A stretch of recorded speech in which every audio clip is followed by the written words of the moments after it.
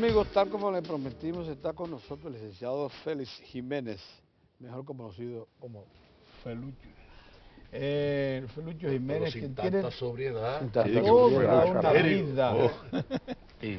tiene toda una vida en el PLD. A Felucho, por cierto, que le preguntaba ahorita, pero ¿y es que tú piensas mantener esa cara juvenil para toda la vida?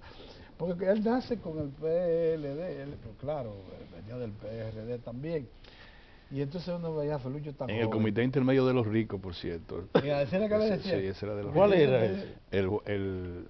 ¿Cómo se llama? Pedro Pedro Albizu Campos del sí, Comité ahí era que Intermedio estaba de los Ricos. la crema innata No, del esa PLD pequeña estaba ahí. burguesía, con mucho Es verdad, bien, es que verdad. vestían bien, en Don Boco. Boco. En Don Nosotros no Boco. queríamos saber de ellos por eso, porque éramos Pero éramos los líderes. Que no cogían, El Capotillo. Yo era del Fernández Ustedes lo Domínguez. mandaron al Orión, Capotillo. pero que no cogían la bomba lacrimógena. Bien, Felucho dice que mire señores, Felucho es el presidente del Yo Consejo fui de el primer Administración preso del PLD. sí, sí.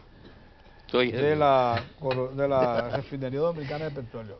Felucho es economista de origen y entonces muchos pierden de vista que a pesar de toda su experiencia política, acuérdense que también fue el primer jefe de campaña formal del PLD y se tiró encima trabajos intensísimos de promoción de su partido por todo el país. Tiene una tremenda experiencia. Hizo también acopio de prácticas, de conocimientos especializados en eso de manejo de opinión pública y de temas de campaña, que no son fáciles.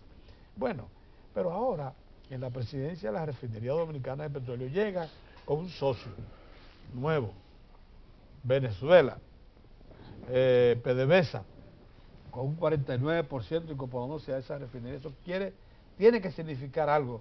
El hecho de que PDVSA sea 49, casi 50%, más que un punto menos que el Estado, propietaria de refinería, tiene que significar algo para esa institución y para el futuro energético del país. Segundo lugar, acaba de anunciar, así como que no quiere la cosa, que Refinería Dominicana de Petróleo se va a involucrar en un proyecto energético en el mismo sentido que anunció el presidente de la República el 27 de febrero y con una de las dos grandes centrales, aquí sí se llaman centrales, a ciclo combinado de gas natural. Ya saben que el gas natural se combina con búnkers y se forma entonces un ciclo combinado o con carbón, con las dos cosas y se forma un ciclo En combinado. este caso es mejor, en este caso va a ser con calor. Con calor. calor. Y de eso vamos a tener que hablar, pues no voy a explicar el proyecto. Uno de los dos centrales a 500, con 500 megavatios de capacidad que anunció el presidente, ya había dicho que dos de 300 megavatios a carbón van a ser concursadas ya. Debe estar saliendo ya al concurso público. O sea, estamos hablando de un Estado que tomó una decisión grave, firme, resoluta. Poner 1.500 megavatios nuevos con combustible de bajo costo para el 16, lo que quiere decir que el Estado, que le ha dicho al sector privado, quedan 600 megavatios para que ustedes también participen. Ha dicho, no voy a confiar únicamente en la iniciativa privada, yo voy a afrontar el reto. Por primera vez lo hace en muchos años, en décadas. Así que son cosas trascendentes las que están sobre la mesa. Buenos días. ¿Qué significa la asociación nuestra con Venezuela en refinería? Comencemos por ahí. Mucho. El país ganó mucho con esa negociación con PDVSA, con Venezuela. Son muchos los años de experiencia en el manejo de petróleo y de sus derivados. Y en términos de energía también en Venezuela. Nos llevan mucho y los miembros, que son 4 del Consejo de Administración, que representan PDVSA, cuando se reúnen con nosotros, honestamente quedamos altamente satisfechos del nivel de preparación que tienen. Entre esos miembros está un gerente general de la refinería del Palito de Venezuela, está el gerente de operaciones de la de Cardón, que es la refinería más grande del mundo, por poner ejemplo de 2 técnicos vinculados directamente como técnicos al proceso de refinación. Y luego participan gente vinculados a las finanzas y al derecho. De modo que cuando nosotros nos reunimos, que son reuniones cortitas, la más corta de ellas duró creo que 7 o 9 horas, es mucho lo que se gana en conocimiento, en preparación. Y lo más importante es el apoyo de Venezuela, su decisión de respaldar las necesidades que tenga la República Dominicana. y dentro de esa actitud de solidaridad y de respaldo se inclina su votación favorable a que el presidente Medina efectivamente enfrente, para mí, el problema, y creo que para toda la población, el problema más grave que afecta a la República Dominicana, que es la falta de generación. Sí. El problema del déficit eléctrico y todo lo que ello implica, que es mucho. Estamos hablando entonces, ese proyecto será, una pregunta combinada por el tiempo que voy a durar aquí. Ese proyecto va a ser copartícipe de Venezuela en capital, número 1. Proyecto de la central, creo que hablamos del noroeste, número 1. Y número 2, dentro de la refinería, ¿cómo ustedes sienten el problema de Petrocaribe a propósito de los acontecimientos que han ocurrido en Venezuela? En términos técnicos, en términos, ¿qué podría pasar con eso? Es que nosotros no tenemos, digamos, vamos a comenzar por lo último, por lo de Petrocaribe. Yo sé que es algo que preocupa a mucha gente. La refinería no tiene financiamiento de Petrocaribe. El financiamiento, que es lo que otorga Venezuela, de una gran parte de la factura petrolera, va a Hacienda, va directamente al Estado Dominicano. La refinería recibe petróleo de Petrocaribe, evidentemente, porque no es Hacienda que lo procesa ni que lo distribuye, que lo maneja, sino la refinería. Y también le compramos a PDVSA en el mercado spot, cuando tenemos ciertas necesidades y eso va fuera de Petrocaribe. Son negociaciones que se hacen como se hacen con la Shell, Glencore, Petróleos de México, etc. Ahí hay que pagar la factura. Sí, porque ahí no hay la facilidad de crédito que otorga Petrocaribe. Sí. Petrocaribe es un acuerdo que se renovó ya por un año adicional, en el que Venezuela puede modificarlo de manera unilateral, porque ellos son los cedentes, ellos son los que transfieren todo el privilegio, y nosotros somos beneficiarios, igual que otros países de Centroamérica e islas del Caribe, beneficiarios de ese proyecto y de ese programa de financiación de Petrocaribe. Yo no creo que esté en peligro. Yo francamente creo, las elecciones son ya el 14 de abril, todas las encuestas dan ganadora a la fuerza del chavismo, y si eso sucede tal cual se prevé hoy, ese acuerdo pues seguirá por varios años más. Falta la de... Bueno, lo otro es que efectivamente, vamos a ver en qué consiste el proyecto de Manzanillo. Primero que nada, es importante destacar, como decía Pedro Cava, la decisión del presidente Medina de darle solución al problema eléctrico. Es decir, es una decisión gubernamental, llegó a la presidencia teniendo ya en mente que tenía y debía dejar resuelto ese problema. Y tiene mucha razón el presidente Medina cuando plantea que debe de haber un equilibrio entre la fuente energética de la generación. Ahora mismo, de los 1.500 megavatios que son servidos al sistema, porque hay una capacidad instalada de poco más de 3.000 megavatios, pero lo que se sirve de manera regular es aproximadamente la mitad, 1.500 megavatios. De esos 1.500 megavatios, hay cerca de 700 megavatios que son originados por gas natural, que las maneja fundamentalmente AES, y por carbón, que lo manejan Itabo, que también es AES, asociado con el gobierno, y Eje Jaina, la planta que tienen en Barahona. Pequeña de 45 megavatios. Exactamente.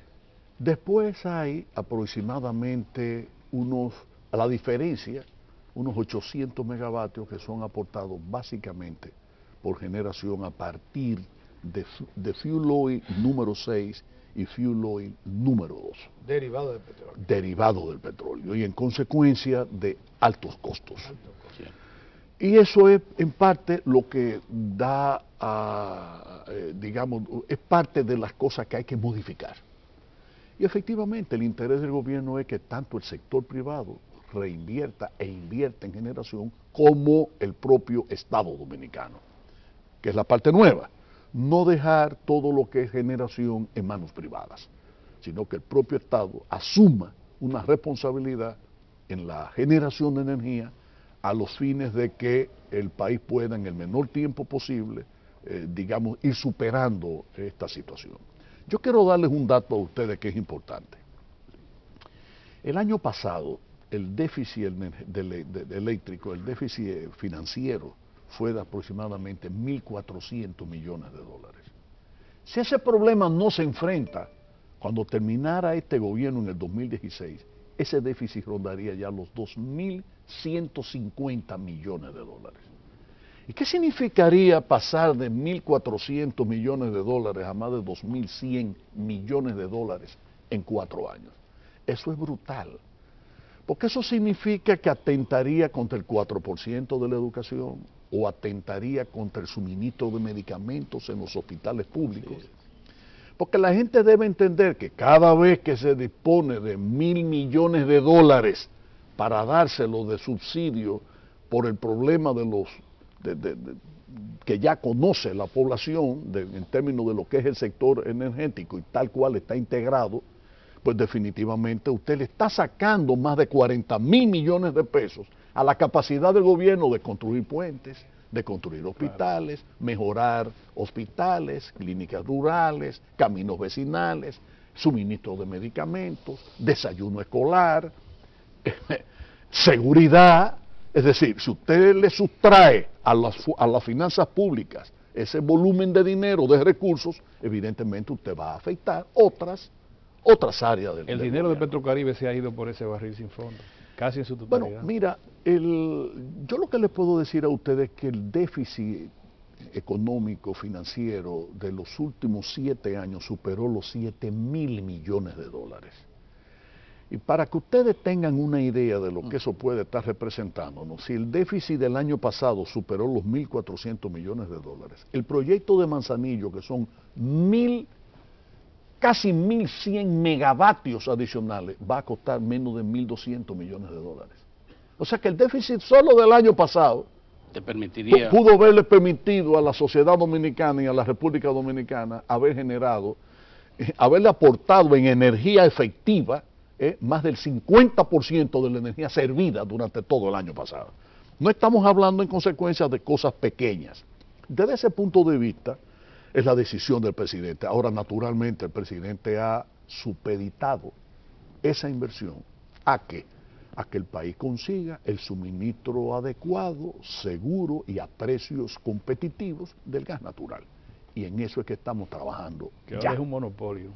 No, es que no es un asunto de monopolio, porque el monopolio se explica en el sentido de que AES es la única empresa que trae aquí de manera, más del 95% de gas natural que se utiliza en la República Dominicana. Pero el que quiere instalar una terminal de gas natural puede hacerlo.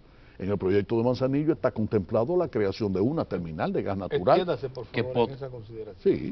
Extiéndase, por favor, en esa consideración. Ya usted habla de 2 centrales más una terminal de gas natural. No, y no solo eso, más una subestación y más una línea de transmisión que sería la que permitiría conectar esos mil y tantos megavatios a la autopista eléctrica que va a Santo Domingo-Santiago. Y ahí lo tendría el sistema interconectado. O sea, eso es el CENI, salto, eso sí. es cuando yo di los datos Claro. ahorita de los 1.500 megawatts de demanda efectiva, de energía servida, sí. Eso es lo que se distribuye a través del sistema eléctrico interconectado. Sí. En lo que ya no hay posibilidad de cambio es en la instalación, el lugar escogido. Esto no, pero vuelvo sí. y repito, sí. Vuelvo y repito esto porque esto es importante, sí, claro, que se entienda, claro. ¿Verdad? Todo en la vida tiene una condición. Es como, por ejemplo, cuando uno está en la universidad, que uno tiene una asignatura, pero tú no puedes dar cálculo 2 si tú no pasaste cálculo 1. Cierto. Uno es prerequisito del otro, ¿verdad? Si la generación de Manzanillo es a base de gas natural, obviamente el aspecto fundamental es quién nos va a suplir el gas. Sí. Y cuando decía Pedro ahorita que había que extenderse un poco con respecto a esto, lo del monopolio, no monopolio de AES, es lo siguiente: en el mundo hay decenas de empresas que producen y venden en el mercado mundial gas natural. Sí. Hay decenas de empresas, solo de los Estados Unidos hay más de 40 empresas. Bien, varias de esas empresas le han enviado comunicaciones a la presidencia de la República, incluso hasta antes de que Danilo se juramentara como presidente. Todo, en el propio periodo de transición hubo ofertas que se hicieron en ese sentido. Bichara, en la Corporación Dominicana de Electricidad, que aprovecho para decir que la Refinería Dominicana de Petróleo no es la que va a liderear este proyecto, solo liderea la CDEE, ¿verdad? Nosotros vamos a hacer una empresa que, como cualquier otra empresa, va a invertir en una planta de generación y seremos un PPA. O sea, nosotros vamos a producir energía y a venderle energía a la CDE, Participar en esa actividad a la económica. sede, porque eso es lo que vamos a hacer, para que nadie, porque esto es un pueblo donde hay un morbo encendido y grande, ¿verdad? Que dicen, ahí está Felucho ya queriendo ser el Desarrollar un administrador de la CDE, yo estoy feliz de que se avichare, Y la estoy feliz distribuidora de yo seguirá estar en vendiendo su Residencia. electricidad. O sea que no hay problema de ese género. En la población quedó, después del discurso del presidente Danilo Medina, quedó en el ánimo de la población, en la percepción de la gente, que de muchas maneras el presidente de la República dio un paso de avance que no había dado el Estado, en el sentido de, bueno, tomar la decisión de que el Estado invierta en la producción de energía y en la comercialización también, porque que se involucre en lo que deberá ser la comercialización de la energía. Y eso es un paso trascendente, tanto que todavía no se ha medido. Y eso trajo como respuesta inmediata que el sector privado nacional, que se había mantenido aletargado en la inversión para ampliar la oferta energética en el país, pues de inmediato, en forma increíble, nosotros tenemos 5 o 6 iniciativas de inmediato anunciadas ya, 2.000 en San Pedro, 600 más en Jaina, tanto bueno, es una forma increíble, todos esos grupos que están, el grupo Vicini, el grupo AES, todo ese grupo despertó de ese sueño eterno en materia de inversión. Entonces uno parecería que el presidente de la República pues motivó a esa gente a que se incorporara a un gran negocio, a que se reincorporara en ese gran negocio que es el negocio eléctrico. Y la gente entonces está a la expectativa, de la misma manera que el presidente provocó esas iniciativas que están ahí anunciadas ya debidamente al más alto nivel por los propietarios de esas grandes generadoras, está esperando a ver, bueno, el presidente anunció, fue el mismo día, salen las declaraciones del señor Vicini, y ese mismo día salen las declaraciones del señor Felucho Jiménez diciendo que van a invertir en Manzanillo. El problema es el tiempo. En materia de tiempo, y por eso sería bueno que ampliáramos, ¿cuál es el tiempo que tenemos? ¿Cuándo deberá, hasta dónde deberá proyectarse la gente de que vamos a iniciar en concreto ese proyecto de Manzanillo? ¿Tiene el presidente en estos 4 años la posibilidad de iniciar en concreto proyectos de esa envergadura? Te ha planteado algo, Moza, que es interesante, el asunto del timing del tiempo. El tiempo. Sí. Y entonces vamos a verlo de esta manera. Una de las ventajas que tiene la producción de energía a base de gas natural es justamente que el tiempo es menor que cuando tú instalas una empresa generadora de carbón. Que 4 años. 4 años y cuidado si un poco más. Así es. Depende, ¿verdad Sí. que sí? En cambio, cuando tú estás hablando de ciclo combinado a partir de gas natural, que es de lo que hablamos nosotros para Manzanillo, estamos diciendo que si nosotros somos capaces, como creo que seremos capaces, de que en el mes de abril o principios de mayo definimos ya el suministro de gas natural, Definimos. claro. Okay. Eso significa, ponle tú 30, 45 días adicionales para la Licitación. licitación licitación. de gas sería el próximo mes. Sí, el La próximo mes. licitación ya para conseguir el EPC, la empresa que llave en mano desarrolla el proyecto entero, o las empresas, creo que deben ser varias empresas. Exacto. Una cosa es la empresa para la terminal de gas natural, otra cosa es la empresa para estas 2 plantas, o las empresas para estas plantas, porque la CDE y Refidonza no somos siameses. Así es.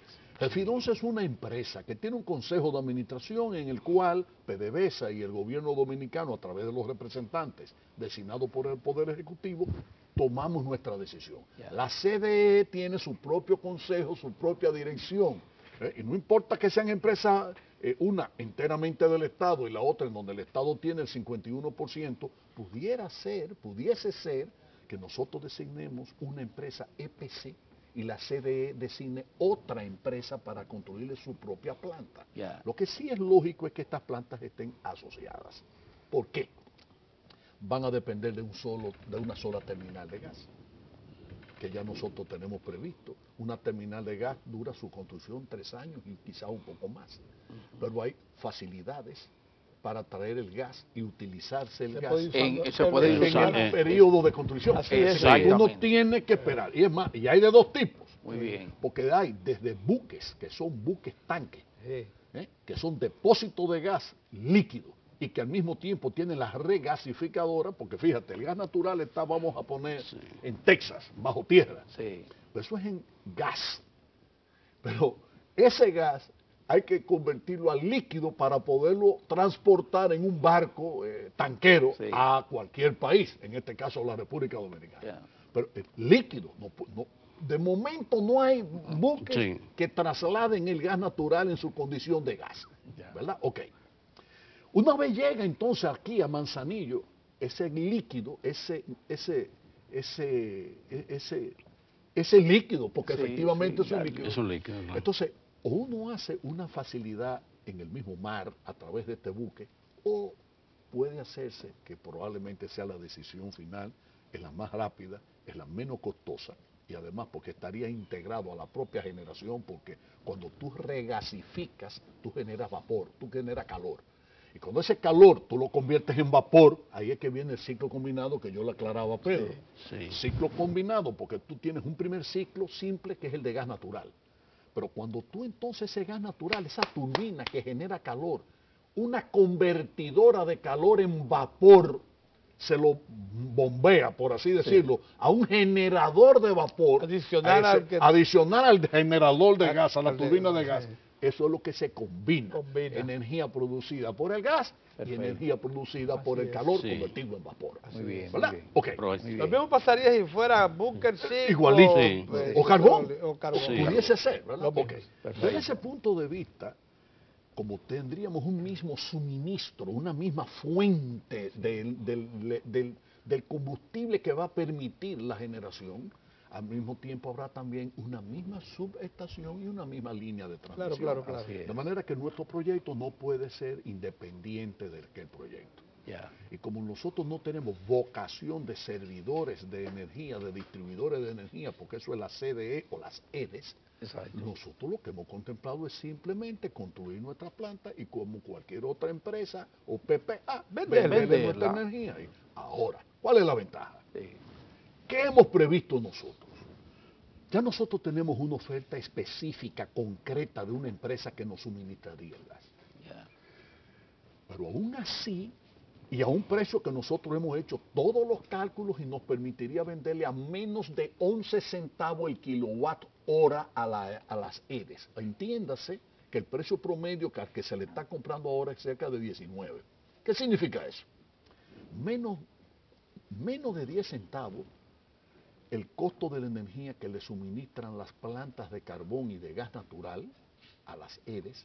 Pero es que el problema es que yo decía, hay 800 megavatios servidos por planta de fuel oil, cuyo precio de venta a la CDE es de 23 centavos, 28 centavos, 26 centavos, y por eso el promedio al que compra las CDE es entre 18 y 19 centavos de dólar el kilowatt hora. ¿Correcto? Sí. Bien. Sí. Nosotros le venderíamos a menos de 11 centavos. Con esta propuesta que ya tenemos.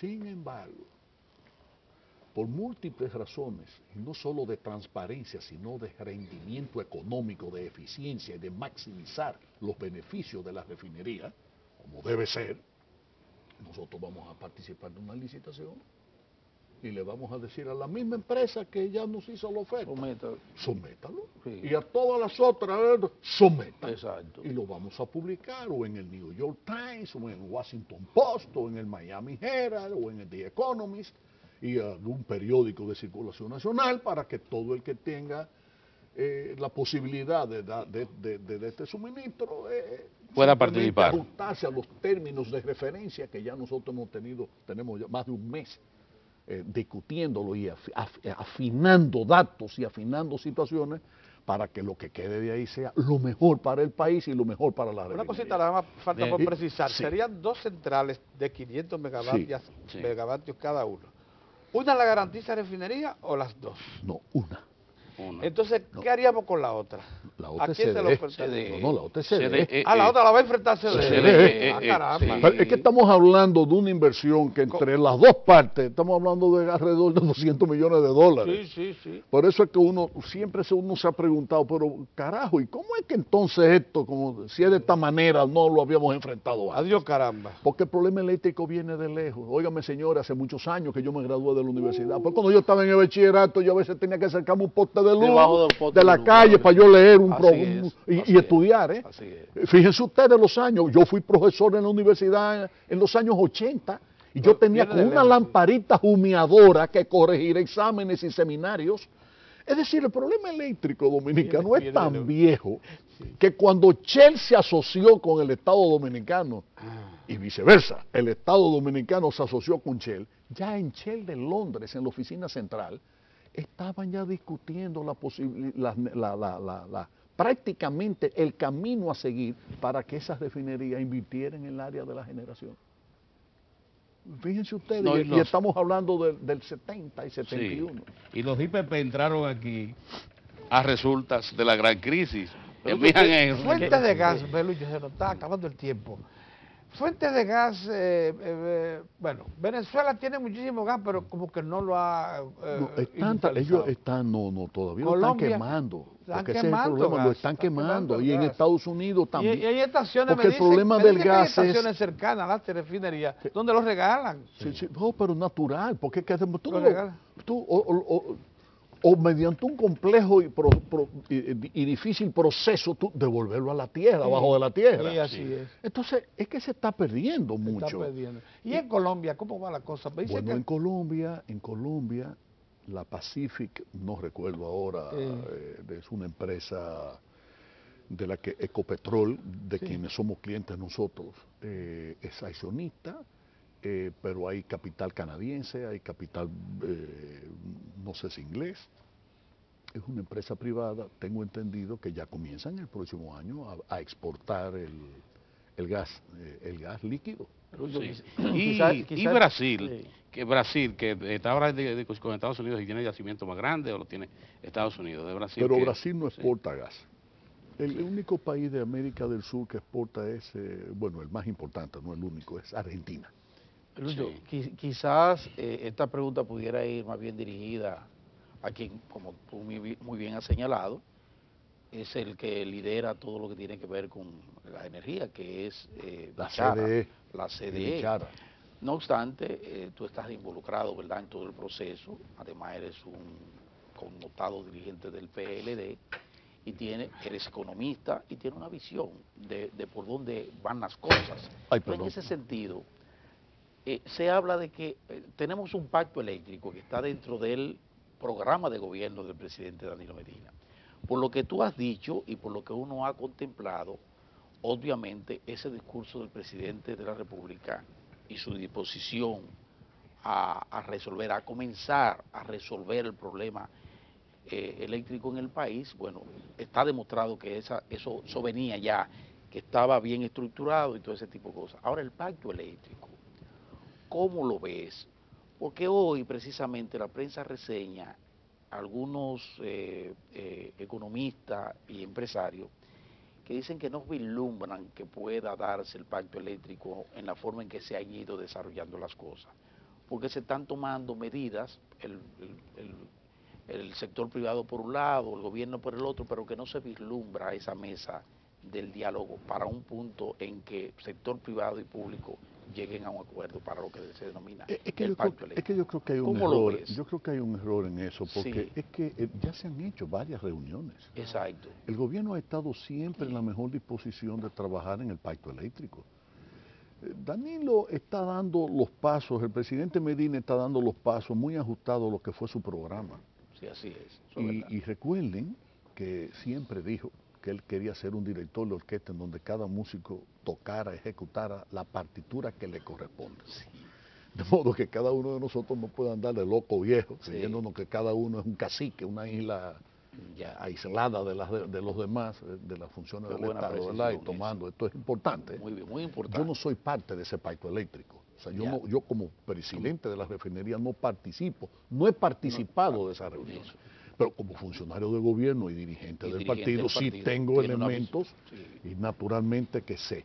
Porque, ¿cuáles serían los elementos básicos del pacto eléctrico? Primero es la renegociación. La renegociación de los acuerdos de Madrid, eso ya se ha dicho y se ha salido públicamente. Pero eso es para el 16. El problema es que estas son una renegociación que vienen, que van, que vienen, que van, que vienen, que van. Y mientras tanto el país sigue sin energía suficiente y pagándola cara, aunque no somos los más caros, porque en eso realmente los dominicanos somos muy propensos a creernos que somos como los peores y los que peor estamos, etcétera. Y no es así. En todo el Caribe y Centroamérica, con la excepción de un país, Costa Rica, nosotros somos los que tenemos la tarifa eléctrica más barata. Esa es la realidad. Pero retomando entonces el hilo de lo otro, ¿verdad? Yo creo que efectivamente lo que le faltaba al Estado Dominicano era decidirse por generar. Por generar. Porque una vez que usted dice como gobierno, mira, voy a generar, usted pone al sector privado, como tú señalabas ahorita, el movimiento. Porque no fue que las declaraciones de nuestro amigo Juan Vicini y la mía salieron simultáneamente. No, las mías salen en primera página en el Caribe el viernes y la de Juan y su equipo salen el lunes, pero no es porque fue respuesta, yo quiero aclarar eso, porque los desayunos de ese periódico, eso venía como quiera. Y ellos lo sabían. Pero ¿cómo no van a saber de todo lo que estamos haciendo nosotros? Porque no es un secreto. No es un secreto. Además hay que llamar picha. Mi teléfono no puede tener, es decir que... Tiene todos los fines. Aquí no hay secreto. Aquí no hay secreto. Entonces yo creo que efectivamente lo que faltaba era eso. Que el presidente a quien le correspondiera, ahora es Danilo, a Danilo. Dijese, bueno, vamos para allá, vamos a generar nosotros. Porque eso pone la pila efectivamente a todos los... Y eso ha pasado. Y va a pasar. Entonces, ¿qué es lo que puede esperar el país? Exacto. El presidente Medina ya lo dijo. El país lo que puede esperar es que realmente se duplique la capacidad de generación en el país. Para poder tener y que se modifique de manera sustancial su fuente de energía. Es decir, en lugar de combustible caro, combustible barato. ¿Y cuál es el combustible barato? 4, porque no hay más que 5, porque no habría más. Primero, el más barato de todo, el viento. Segundo, lo hidráulico.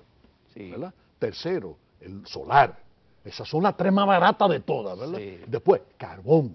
Después, el gas natural. Ahora, lo que es absolutamente injusto, y mira, lo dice el presidente de la Refinería Dominicana de Petróleo, es que nosotros sigamos quemando petróleo para producir energía.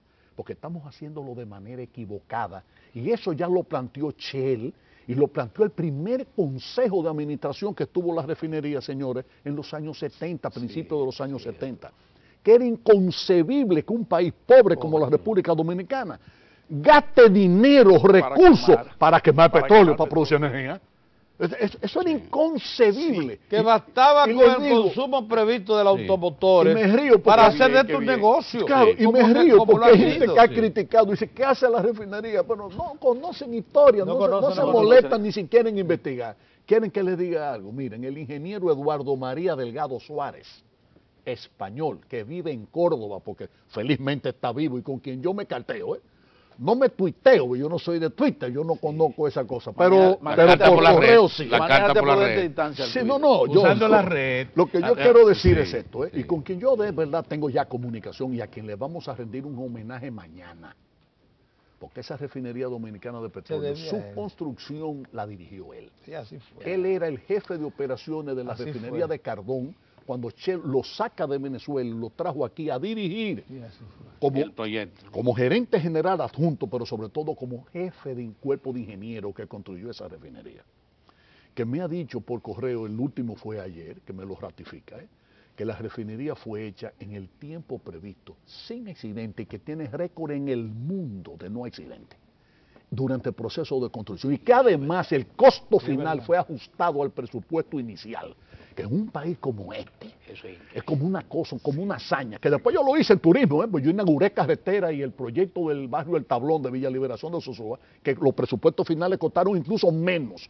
Pero en el caso de la refinería, que es el caso que nos ocupa, se hizo así. Y yo quiero que ustedes sepan que definitivamente Le vamos a rendir un homenaje a él mañana. Bueno. A don Quiquí Enríquez, que dirigió esas negociaciones con Shell, que lo hizo de manera extraordinaria, defendiendo como un bárbaro, en términos honestos y capaces, Sí, las negociaciones, en un equipo en el que participaron también Mirtilio Peguero Félix, un luchador antitrujillista, y doña María Griser de Tavares de Santiago, esa dama santiaguera, y a todos ellos, incluso a los miembros del primer consejo de administración, que estuvo presidido por don Quiquí y en el que participaron José Manuel Bello Cámpora, Hughes Brache, ustedes recuerdan el ingeniero Hughes Brache, ¿verdad? Claro. Y Bernardo Vega, que era el más joven de ellos en ese momento, ¿verdad? Bueno, en ese momento ya ellos han muerto, ¿eh?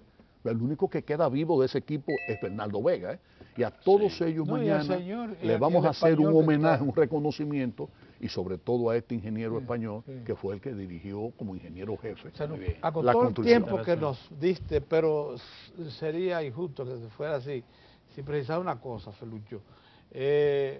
¿Sabes que, como tú dices, somos muy dados a elevar la nota en todo? Hemos dicho, es verdad que la energía nuestra ha venido encareciéndose con el tiempo. Un momento en que era la más cara de Centroamérica Caribe, pero por distorsiones que se han ido acumulando, ahora es la más barata y está compitiendo con otras. Después de Costa Rica. Después de Costa Rica. Sí, porque ya le pasamos incluso a Puerto Rico, Rico. entre otras cosas, porque Puerto Rico cuesta 26.2 centavos de dólar el kilowatt hora y aquí 20.4. A eso se está vendiendo. Bien, pero Refinería Dominicana de Petróleo, en cifras rápidas, ¿procesa cuántos barriles diarios de petróleo? 30.000. En promedio nosotros alrededor de 30.000. La mayor parte de ellos entregados por Venezuela. Venezuela entrega todo. No. Eso aproximadamente un 53-54% Venezuela y el resto México. Y el resto México. Sí. Entonces Venezuela no ha entregado nunca los 50.000 diarios que prometió en el último contrato. No ha podido incluso Venezuela. El promedio del año pasado fueron 26.000 y pico. Para ni que siquiera estemos 27.000 barriles. Importante. Oiga por dónde va la cosa, oiga por dónde va la cosa. Va muy bien. Oiga por dónde va la cosa. De esa cantidad de petróleo que procesa refinería, si lo lleváramos a barriles de derivados, ¿qué porcentaje se representaría del consumo diario, del consumo nacional?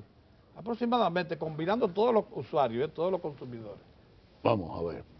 La refinería le suple al país 26 millones de barriles al año, y de esos 26 millones de barriles al año hay unos 11 millones que son crudos. Sí. Y de ese 11 millones de crudo estamos hablando de que de Venezuela, de PDVSA, debe venir un poco menos de 6. Lo que quiere decir que nuestro suministrador es crítico, es importante, PDVSA de Venezuela, pero no es el único, y mucho menos el mayoritario dentro de los suplidores. Bueno, pero porque compramos combustible, como usted dijo hace un momentito, a Colombia, compramos combustible a México, a Glencore, a Shell, a veces Trafigura, a veces a la costa del este, a cualquier lugar, Incluso en ocasiones hemos comprado en el Medio Oriente, una vez se le compró lejísimo. Es que se han hecho compras diferentes, y el GLP a Geogas, que es otra compañía diferente.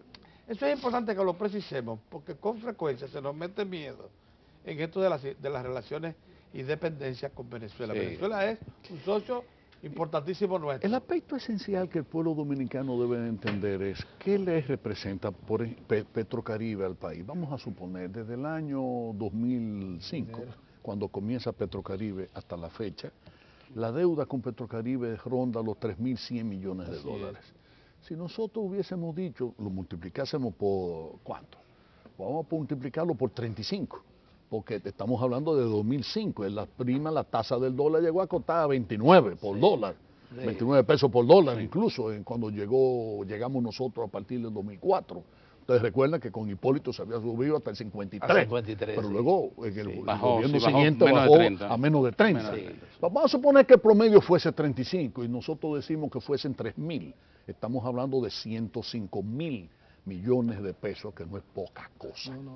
O sea que el gran favor que Chávez le hizo al pueblo dominicano fue que contribuyó a, como dicen los campesinos, a soliviantar la crisis. ¿Cuánto pagamos alrededor de principales intereses por deuda venezolana? ¿Cuánto pagamos Creo al año? que es el 2%, máximo el pagamos 1 al y el año 2%. en dineros de 200 millones, 250 millones de dólares. Yo no sé, porque vuelvo y te digo que maneja el dato exacto es Hacienda, claro. pero yo lo que sí sé... Yo lo que sí sé que la deuda total con Petrocaribe debe andar ahora con Venezuela por los 3.050, 3.100 millones. Por ahí anda la cosa, que así es. Pero lo que se paga y estamos al día en principales intereses es una suma insignificante comparada con la disponibilidad del Estado y con el presupuesto No, y público. cuando tú comparas el financiamiento del Banco Mundial, incluso del Banco Mundial o del Banco Interamericano de Desarrollo, y mucho más si fueran de préstamos bilaterales de gobierno a gobierno, ese de Venezuela es una tasa de interés y un plazo realmente blando, en condiciones muy blandas. Y el otro asunto que yo creo que debe precisarse, te dice Felucho, es que refinería no debe venir. Refinería lo que compra lo paga. A Refinería nosotros no nos tiene deben. le deben A nosotros nos mucho deben. dinero, por cierto, el Estado. No, pero en eso también hay que aclarar que también en eso ha habido diferencia. Nos pagaron 2.000 millones de pesos desde el 17 de agosto del año pasado al 31 de diciembre, con lo que nosotros tenemos que darle al Estado de los beneficios que genera, porque la refinería... nosotros este año esperamos pasar de 60 millones de dólares de beneficios. O sea que no fue un mal negocio para PDVSA, ¿eh? No ha hecho mal negocio PDVSA. No ha hecho mal negocio y ellos lo saben. Ni fue una cosa caritativa ni nada de eso. No, y ellos lo saben. Negocio. Muy bien. Usted me debe 134 que no hemos pagado, yo le acepto esas acciones por eso 134. Lo único que esperamos es que Refinería no emplee todo tiempo, dinero, expectativa en hacer que México cumpla con el compromiso que hizo con Petrocaribe.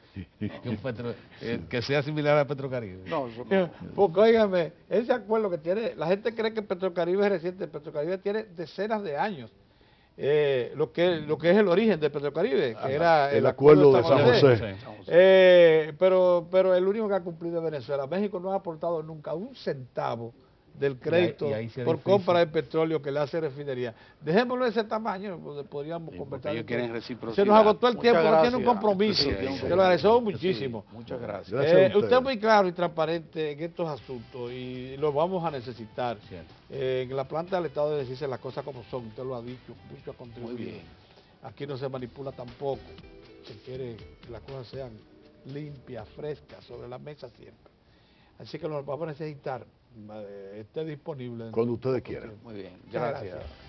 Cumpla con su compromiso. Nosotros también vamos a cumplir, le vamos a dar paso a Lalo para que nos informe acerca del comportamiento de los deportes. Va luego la sesión cultural con lo que se cierra la revista y mañana regresamos.